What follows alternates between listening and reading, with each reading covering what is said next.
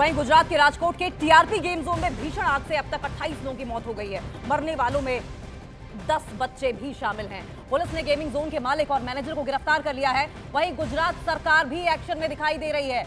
आज सुबह गुजरात के मुख्यमंत्री भूपेंद्र पटेल ने हालात का जायजा लिया और मुख्यमंत्री भूपेंद्र पटेल ने अस्पताल में जाकर घायलों से बात भी की। वहीं इससे पहले गुजरात के गृह मंत्री हर्ष संघवी घटनास्थल पर कल रात से ही मौजूद हैं।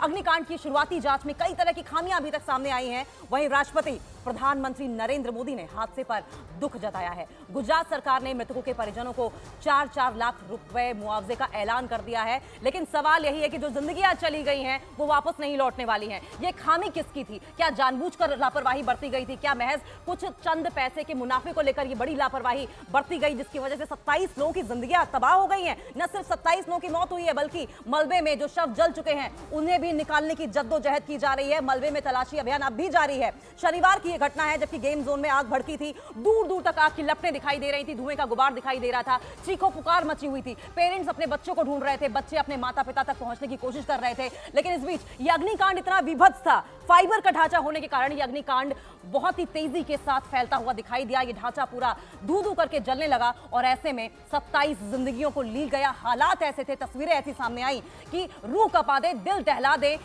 कलेजा मुंह को सामने आ जाए। और ऐसे में सोचिए वो बच्चे, वो परिवार, वो लोग जो इस गेमिंग जोन में मौजूद थे, जो अस्पताल में भर्ती हैं, उनकी हालत क्या रही होगी। ऐसे में दो तस्वीरें आपकी टीवी स्क्रीन पर आप देख रहे हैं जबकि हर्ष संघवी भूपेंद्र पटेल गुजरात के मुख्यमंत्री को पूरी घटना बताते हुए, लेकिन जवाबदेही तय करनी होगी, जवाबदेही उन लोगों की तय करनी होगी जबकि जिम्मेदारी उन मासूम जानों की ली जाती है। इस तरह का गेमिंग जोन तैयार किया जाता है तो आखिर सेफ्टी मेजर्स क्यों नहीं लिए जाते? किसकी गलती है ये, किसकी लापरवाही है? ये तमाम बातें ऐसी होंगी जो कि तय की जाएंगी। लेकिन गेम जोन मालिक प्रबंधन हिरासत में लिए गए हैं। हालांकि आपको बताएं शवों की पहचान करना मुश्किल है। ये दो तस्वीरें आपकी टीवी स्क्रीन पर देखिए। हादसे के लिए कौन जिम्मेदार है, क्या क्या गलतियां हुई हैं, ऐसे तमाम सवालों पर जांच की जाएगी, मंथन किया जाएगा। एसआईटी का गठन कर दिया गया है। हालांकि मलबा हटाने का काम लगातार जारी है। जो खुशियां कल गेमिंग जोन में बननी थी, लोग मेमोरीज क्रिएट करने पहुंचे थे, यादें बनाने पहुंचे थे, किसी को अंदाजा नहीं था कि ये मातम में तब्दील हो जाएगा। शायद कई परिवार ऐसे भी होंगे जिनका पूरा परिवार ही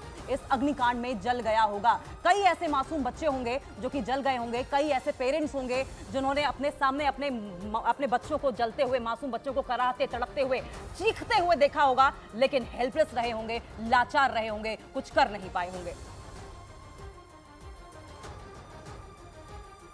तो ये 5 तस्वीरें आपकी टीवी स्क्रीन पर आप देख लीजिए। 28 की मौत हो चुकी है अभी तक और न जाने कितने ऐसे लोग हैं झुलसे हुए हैं, जिंदगी मौत के साथ जद्दोजहद कर रहे हैं, जो कि अस्पताल में भर्ती हैं।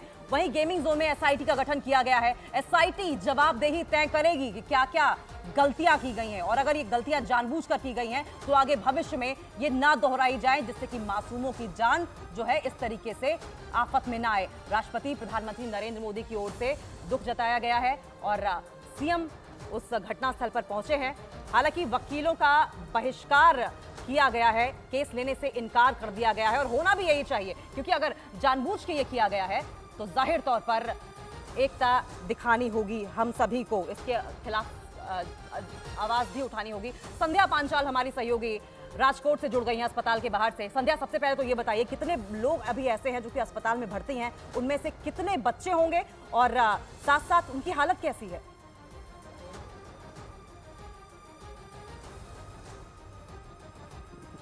बिल्कुल, जो भर्ती है उनका आंकड़ा, एग्जिट आंकड़ा अभी सामने नहीं आया है, लेकिन सबसे बड़ी बात यह है कि जो डेड बॉडी है उनकी शिनाख्त करनी बहुत मुश्किल है, क्योंकि उस हद तक ये झुलस गई है डेड बॉडी के कौन मेल है कौन फीमेल है ये भी शिनाख्त करनी अभी मुश्किल है। ऐसे में कुछ ऐसे परिवार हैं जो अपने परिवार, जो अपने स्वजन हैं, उनको ढूंढते ढूंढते यहाँ तक पहुँचे हैं, क्योंकि उनके जो परिवारजन है वो मिसिंग हैं। हमारे साथ ऐसी भी फैमिली है जिनके एक ही परिवार से 3 लोग थे, 2 बच्चियाँ थी जो बहनें थी और उनके दामाद थे जो मिसिंग है, और उनके साथ हम सीधी बातचीत करने की कोशिश करेंगे। ये परिवार है, परिवार के सभ्य हैं, हम उनसे बातचीत करेंगे। आपके परिवार के 3 लोग मिसिंग है, कितने बजे घर से गए थे और कहां से आए थे? क्योंकि इनसे मैंने पहले बात की तो इनके परिवार की जो 2 लड़कियां हैं उसमें से एक की शादी अभी 2 महीने पहले ही हुई थी। तो दामाद और जो बेटी है वो दोनों वेरावल, यहाँ पे एक जगह है सौराष्ट्र की, वेरावल से राजकोट यहाँ पर आए थे, घूमने के लिए आए थे। शाम 5 बजे घर से निकले थे और उसके बाद वो घर पहुंच ही नहीं पाए। उनकी फ़ोटो भी हम दिखाने की कोशिश करेंगे कि वो फ़ोटो दिखाए, आपके पास थी वो फ़ोटो भी हम दिखाएंगे कि वो दामाद और जो बेटी थी उनकी जो लास्ट फोटो अब उनके पास यादों के तौर पर अब रह गई है, इस तरह का हम कह सकते हैं, क्योंकि डीएनए रिपोर्ट भी इनका हुआ है, कल ब्लड सैंपल भी लिया गया। क्या कुछ बताएंगे, कुछ डिटेल बताएं थोड़ी सी फैमिली के बारे में। फैमिली में तो बस हमारे वो मेरे मामा की 2 लड़की थी और एक जमाई था, तो वो तीनों वही है। और लास्ट में वो रात को जब डीएनए टेस्ट लिया था मेरे मामा का, तो बस वही टेस्ट वो दे के, वो सैंपल लेके वो लोग बोल रहे थे कि हम सुबह आपको जैसे भी वो टेस्ट आ जाता है उसके बाद हम बताते हैं कि क्या हो रहा है। हम इनकी फ़ोटो दिखा रहे हैं आपको, ये जो बेटी है और दामाद है, इनकी शादी अभी 2 महीने पहले ही हुई है। फरवरी में इनकी शादी हुई थी। वेरावल में ये लोग रह रहे हैं। उम्र भी बहुत छोटी है। जो बेटी है उनकी उम्र 24 साल है और जो दामाद है उनकी उम्र भी 26 साल है। घूमने यहाँ पर आए थे, मामा के घर घूमने आए थे यहाँ पर? नहीं, वो अपने ससुरा के घर, जो मेरी बहन है ना वो यहाँ पर रुकने आई थी 1 वीक के लिए। हाँ। और जो हमारे दामाद है वो उसको लेने के लिए आए थे जी। हाँ, तो सैटरडे संडे को उसका ऑफ रहता है, तो वो बस सैटरडे को आए थे। 2 दिन उसका प्लान था कि घूमेंगे यहाँ वहाँ और बाद में हम वहाँ पर चले जाएंगे जी। लेकिन पता नहीं, अब अभी डेड बॉडी की शिनाख्त करनी मुश्किल है, इसलिए अब ये कह भी नहीं सकते, हम भी उनको कह नहीं सकते जी। संध्या, ये कैसी लाचारी है, ये कैसी बेबसी है। हंसता खेलता परिवार, चलते फिरते लोग जो एक दूसरे के साथ अच्छा समय बिताने के लिए पहुंचे थे। किसे पता था कि उनकी पहचान करने के लिए भी डीएनए का सहारा लेना पड़ेगा। क्या आपके आसपास ऐसे भी परिवार के मेंबर्स मौजूद हैं जिनके जो परिवार वाले हैं वो अभी गुमशुदा हों, जो नहीं मिल रहे हैं, जिनकी तलाश अभी भी जारी है?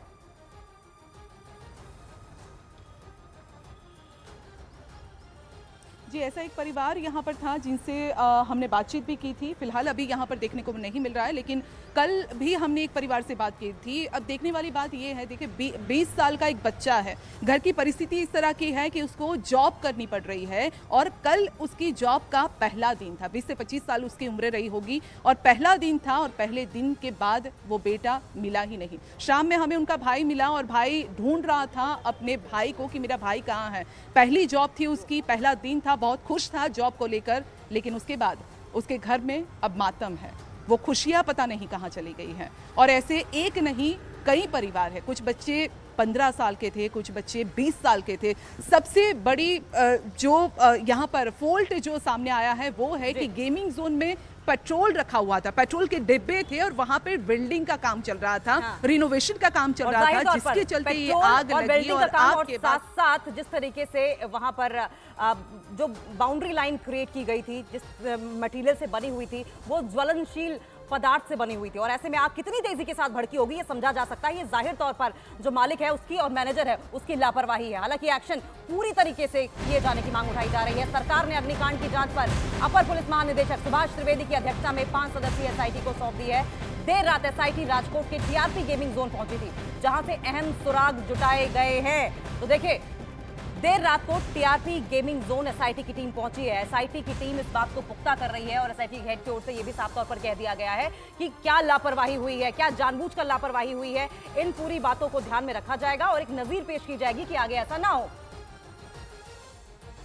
सीट जो बनाई है उसमें हमारे साथ डायरेक्टर एफएसएल संघवी साहब, मैं, फायर के कुछ ऑफिसर्स,